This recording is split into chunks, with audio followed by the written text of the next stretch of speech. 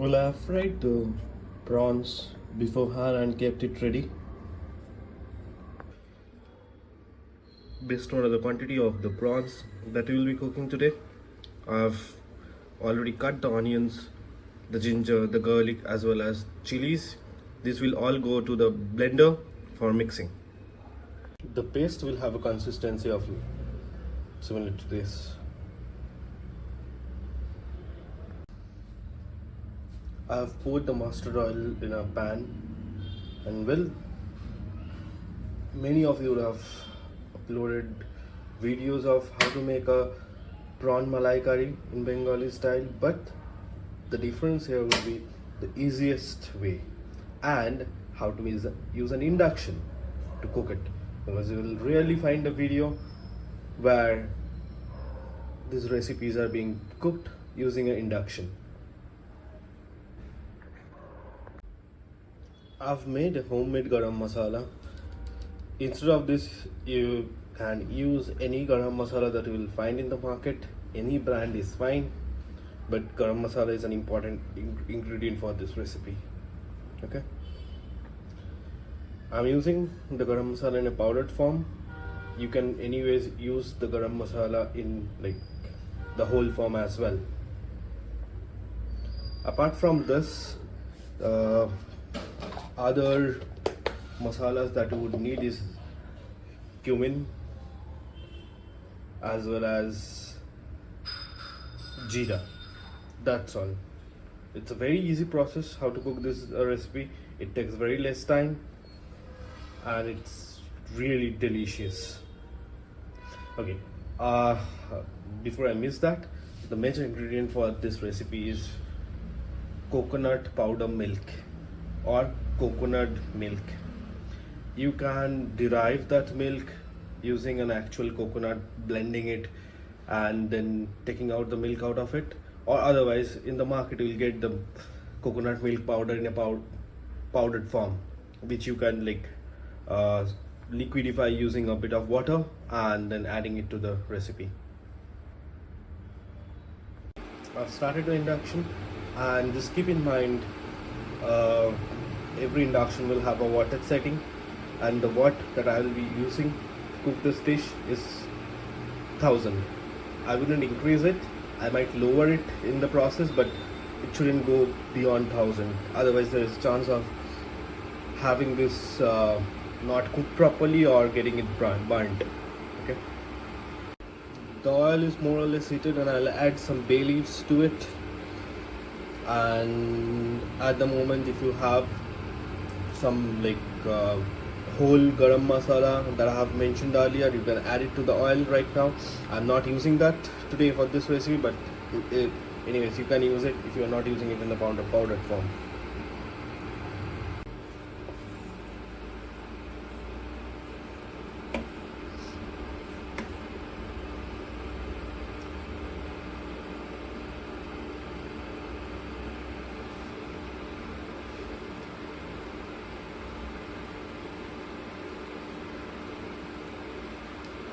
You can see the oil is heated up quite well. I'll slowly add the onion, ginger and garlic mixture, and as well as chili mixture that I have made earlier using a blender, and slowly add it to the oil. Mix it well in the oil. Start stirring so that the oil gets mixed up with the entire mixture quite well. It's a pretty easy process. If you're staying alone in a hostel and you know how to cook the basic steps, and you wanna have jhinga or prawns, in different languages what you call it, it's a pretty easy recipe and it's yummy. Okay, I'll keep it like this, and I'll add a bit of salt to the paste, because probably you are aware of it that when we add salt to onion paste, it releases water and it helps you in cooking. This much of salt is enough to release the water from the mixture, and stir it.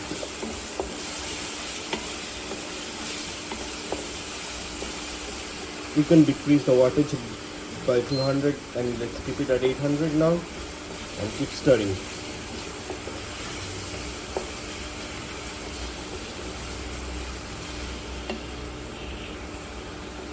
So this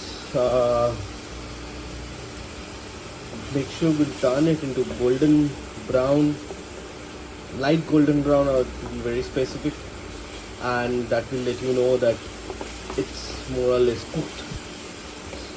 And then it will be our time to add the spices, the powders, and the spices would be your cumin powder, jeera powder, and a pinch of red chili powder. As you can see, the mixture has already started to release the oils and water, so we are almost done with it. Now it's time to add the spices. This is the red chili powder that I'm adding. This much is enough. Don't add much to it. It's a Kashmiri lal. It usually helps you to get the reddish color to the curry. I've added a pinch of turmeric powder, and now I'm adding a pinch of jeera, and this much is enough.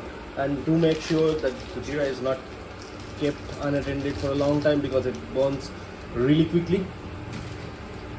So keep stirring as soon as you add this too. Now it's time to add the coriander powder. Not much, this much is enough.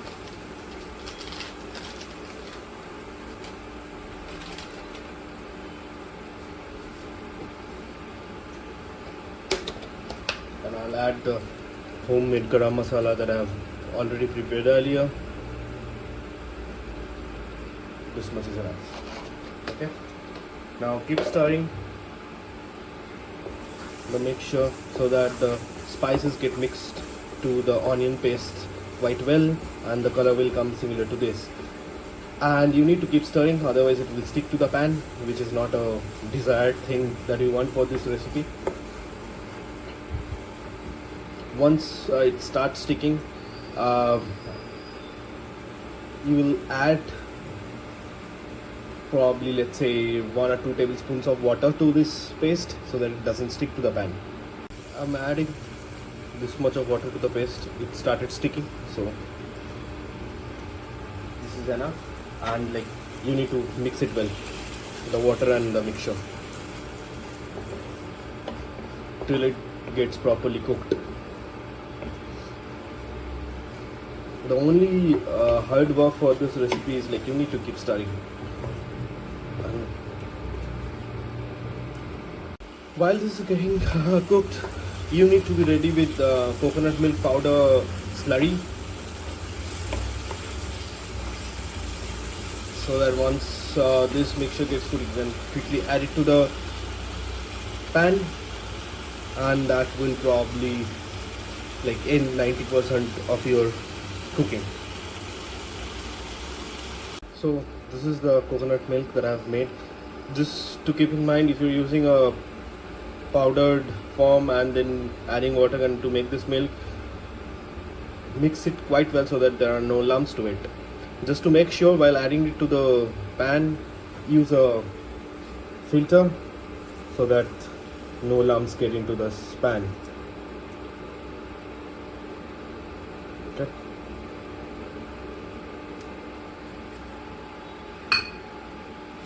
And then quickly mix.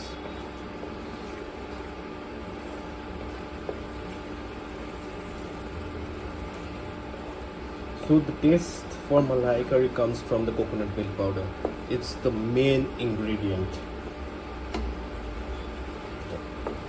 Keep mixing it, and once you are done mixing it, do add some water to liquidify the entire gravy a bit. Don't add too much of water because that will not help you with the cooking, and it might end up not being yummy. I've added some water to it, and it's time to mix it well with the water. Once this starts bubbling a bit, then it will be our time to add the fried prawns that we have already done earlier.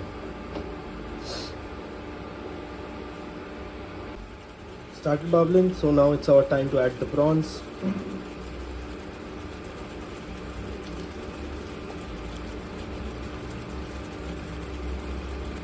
I know many of you don't eat the prawn heads, but mark my word, they are the tastiest part.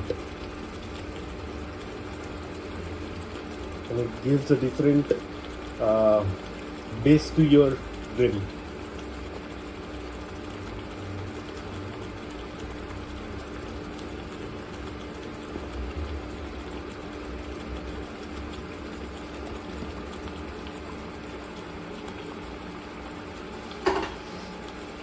So we are done adding the prawns. Just gently stir the mixture a bit so that the prawns doesn't get broken. Just a gentle stir so that the prawns get covered with the gravy quite well. We'll keep it as is for, let's say, a minute or two, then add a bit of water to the gravy, and then we'll be done.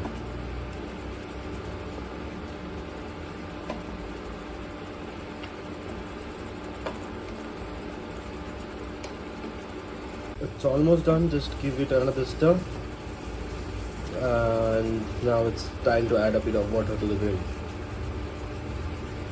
Add the water, just again give it a gentle stir so that it's mixed quite well, and we'll keep it as is for another 2 minutes. Now, another ingredient that I forgot to tell you, and it's a secret ingredient, that's a pinch of sugar. Not much, just a bit of it. It gives a slight hint of that sweetness from that gravy when you have it with white rice. It increases the taste quite a lot, so you may want to add a bit of sugar. And if you have like an issue with sugar, then you may skip this part, but then it's quite well. Now, many of you would come and say that it's not how our moms made this recipe.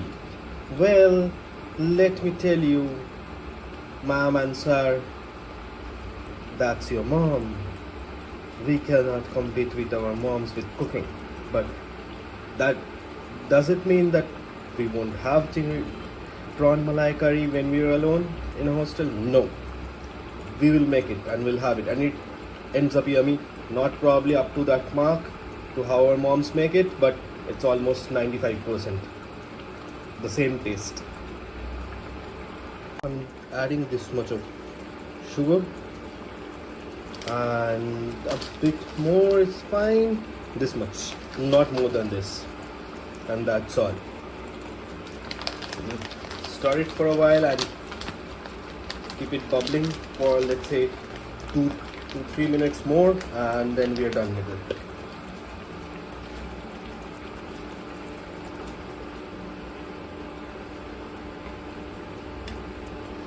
Well, now let me taste the gravy and see if everything is fine. And this is very hot, guys, so do make sure that you cool it a bit before you can put it in your mouth. Okay?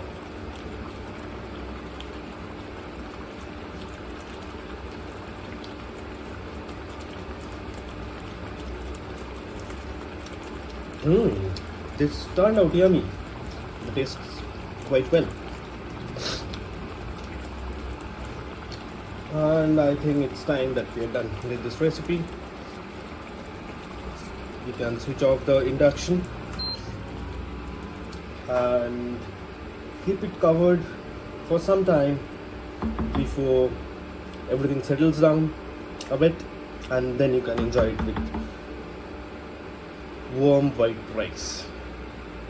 Any white rice is fine, but this is best when you have it with rice and not with chapati or any form of like rotis. Thank you guys for being with me today. Try and make this recipe and do let me know how it ends up and how it tastes. I'll be back with some more easy recipes for you guys so that hostel life doesn't feel like boring without food.